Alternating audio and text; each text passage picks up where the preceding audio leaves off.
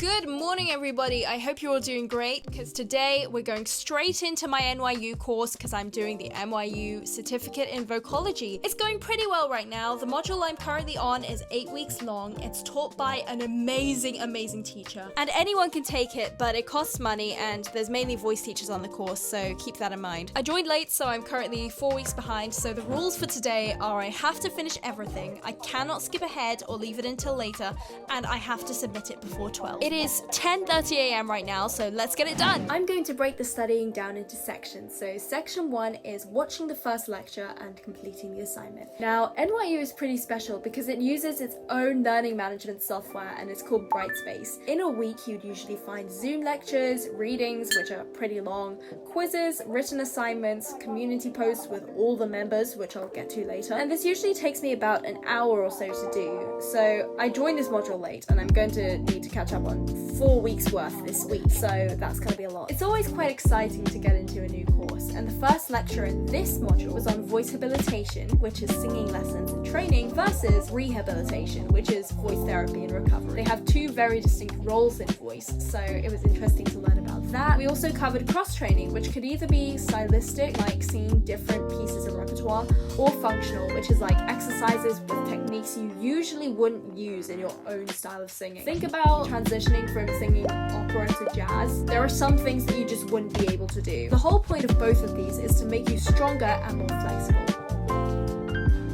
Study section 2 was doing the quiz and the reading and making notes on it. The quiz was based on the lecture we just had as well as the reading, which I quickly realized, so I had to go back and do the reading first. The reading was about the importance of vocology and its role in voice rehabilitation. Basically, vocology is the study of vocalization. It can be measured and described both by words and terms and with scales, graphs, apparatus, and numbers. This module is the last of the 5 in the course, but it's asynchronous, so you can do it whenever you want, and I did it in this order. This is currently my 3rd. Finally, after taking the quiz, which was mainly multiple choice questions and had a "what did you learn" prompt at the end, I made notes on the reading of anything I didn't really understand before this, and there was a lot of interesting stuff, so I was just writing and writing, as you can see.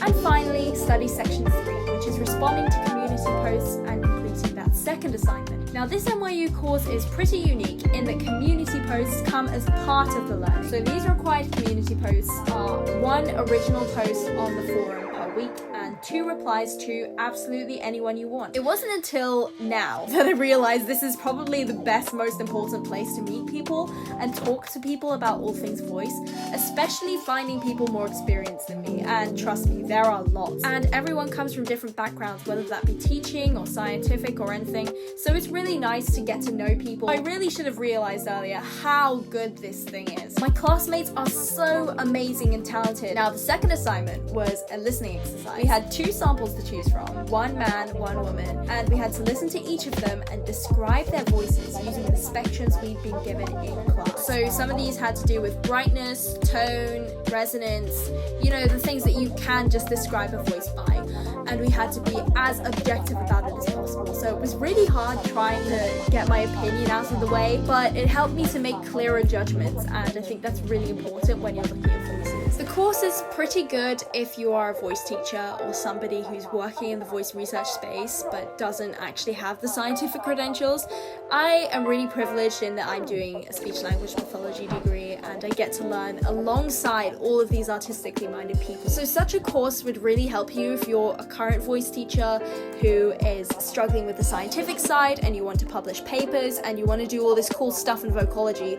It's not really the sort of thing you'd want to do if you're just learning singing techniques. And I know a bunch of my subscribers are currently learning how to sing, so I'm sorry guys, but this is what you can do if you get nerdy about it enough to the point where you just want to know everything you possibly can. One of the cool things about this course is that nobody knows what they're doing. Even the most experienced voice teachers, when you strip it back down, nobody knows what they're doing. So you get all of these cool ideas and funky perspectives, and then everybody agrees that there is so much more that we've got to learn still. No matter how many papers have been written, we've all got something to learn. Having that kind of environment is something I've always wanted. I'm really looking forward to going to conferences and things and to be able to have this in my world too. Thank you for watching. I hope you enjoyed this video and getting to see how I study in the summer. I hope to be back with more videos quite soon. soon, so please stay tuned and I'll upload more. See you soon, guys. Bye!